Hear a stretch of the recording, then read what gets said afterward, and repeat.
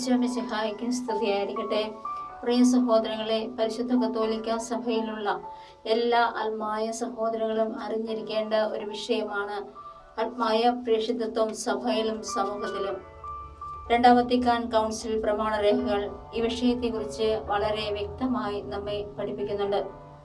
ആത്മായ പ്രേക്ഷിതത്വത്തിന്റെ സ്വഭാവം, പ്രത്യേകതകൾ, വൈവിധ്യം, അടിസ്ഥാന തത്വങ്ങൾ എന്നിവ മനസ്സിലാക്കി ആത്മായ പ്രേക്ഷിത പ്രവർത്തനം നടത്തേണ്ടതാണ്. ഇന്ന് നമ്മൾ ശ്രമിക്കാൻ പോകുന്നത് ക്രിസ്തുവിന്റെ പൗരോഹിത്യ ധർമ്മത്തിൽ ആത്മായരുടെ പങ്കാളിത്തം.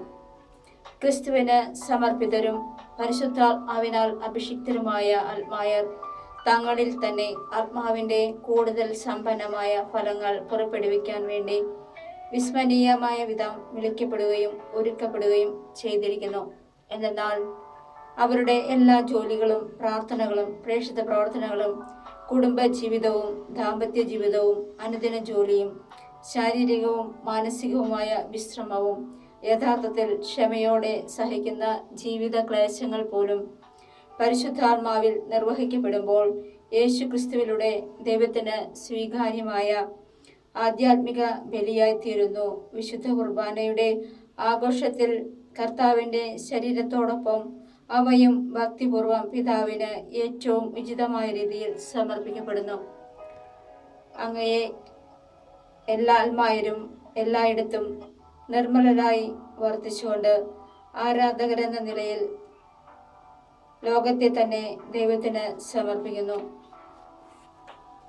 മാതാപിതാക്കൾ ക്രൈസ്തവ ചൈതന്യത്തോടെ ദാമ്പത്യ ജീവിതം നയിച്ചുകൊണ്ടും തങ്ങളുടെ കുട്ടികൾക്ക് ക്രൈസ്തവ ശിക്ഷണം നൽകാൻ ശ്രദ്ധിച്ചുകൊണ്ടും സവിശേഷമായ വിധത്തിൽ വിശുദ്ധീകരണത്തിൽ പങ്കുകൊള്ളുന്നു. വായനക്കാരൻ്റെയും അൾത്താര സേവകന്റെയും ശുശ്രൂഷകളിലേക്ക് അവയ്ക്കാവശ്യമായ സദ്ഗുണങ്ങളുള്ള ആത്മായരെ സ്ഥിരമായി സ്വീകരിക്കാവുന്നതാണ്. സഭയ്ക്ക് അത്യാവശ്യമുണ്ടാകുമ്പോഴും ശുശ്രൂഷകളില്ലാതിരിക്കുമ്പോഴും വായനക്കാരോ അൾത്താര സേവകന്മാരോ അല്ലാത്ത ആത്മായർക്ക് പോലും അവരുടെ ശുശ്രൂഷകൾ നിർവഹിക്കാനാവും. ഉദാഹരണമായി വചന ശുശ്രൂഷ നിർവഹിക്കുക, ആരാധന ക്രമപരമായ പ്രാർത്ഥനകളിൽ അധ്യക്ഷം വഹിക്കുക, മാമോദീസ നൽകുക, ദിവ്യകാരുണ്യം വിതരണം ചെയ്യുക മുതലായവ നിയമത്തിലെ അനുശാസനങ്ങൾ അനുസരിച്ച് അവർക്ക് ചെയ്യാവുന്നതാണ്.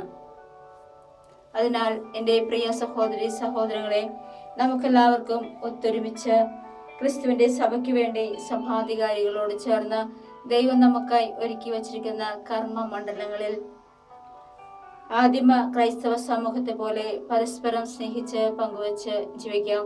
ദൈവം എല്ലാവരെയും സമൃദ്ധമായി അനുഗ്രഹിക്കട്ടെ.